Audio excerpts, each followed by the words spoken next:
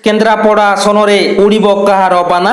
April ମାସ 19ରୁ ଦେଶରେ 7ଟି ପର୍ଯ୍ୟାୟରେ ଲୋକସଭା ନିର୍ବାଚନ ପାଇଁ ମତଦାନ ଗ୍ରହଣ କରାଯିବ।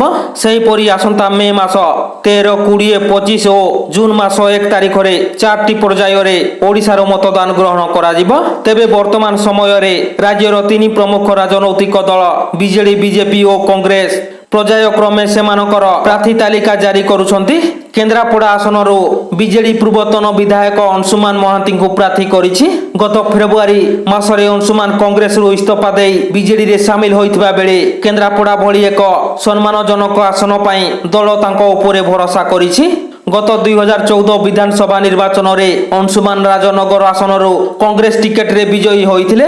ତେଣୁ ଅଂଶୁମାନଙ୍କ ପ୍ରାର୍ଥୀତ୍ୱ ବିଜେଡିକୁ କେତେ ଫାଇଦା ଦେବ ତାହା ପରେ ଜଣାପଡ଼ିବ। ସେହିପରି ଗତଥର କେନ୍ଦ୍ରାପଡ଼ା ଲୋକସଭା ଆସନରୁ ବିଜୟୀ ହୋଇଥିବା ଅନୁଭବ ନିକଟରେ ବିଜେଡି ଛାଡ଼ି ବିଜେପିରେ ସାମିଲ ହୋଇଛନ୍ତି। ଉକ୍ତ ଆସନ ପାଇଁ ବିଜେପି ବୈଜୟନ୍ତଙ୍କୁ ପୁଣି ଥରେ ରିପିଟ୍ କରିଛି। ଗତଥର ବୈଜୟନ୍ତ ଅନୁଭବଙ୍କ ମଧ୍ୟରେ ମୁହାଁମୁହିଁ ମୁକାବିଲା ଦେଖିବାକୁ ମିଳିଥିବା ବେଳେ ଚଳିତ ଥର ଏହି ଦୁଇ ନେତା ପଦ୍ମପାଟିରେ ରହିଛନ୍ତି। ଗତ ଥରର ଦୁଇ ପ୍ରତିଦ୍ୱନ୍ଦ୍ୱୀ ଏଥର ଗୋଟିଏ ଦଳରେ ମିତ୍ର ହୋଇଛନ୍ତି କହିଲେ ଚଳେ। ତେଣୁ ଅନୁଭବ ଓ ବୈଜୟନ୍ତଙ୍କ ବ୍ୟକ୍ତିଗତ ଭୋଟ ବ୍ୟାଙ୍କ ଦଳ ବିଜେପିକୁ କେତେ ଫାଇଦା ଦେବ ତାହା ଏକ ବଡ଼ ପ୍ରଶ୍ନ।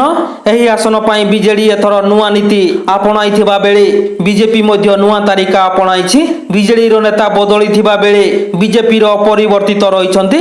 ତେଣୁ ନେତା ବଦଳିବା ଓ ନୀତି ବଦଳିବା ଭିତରେ କିଏ ବାଜି ମାରିବ ତାହା ଜନତା ନିର୍ଦ୍ଧାରଣ କରିବେ।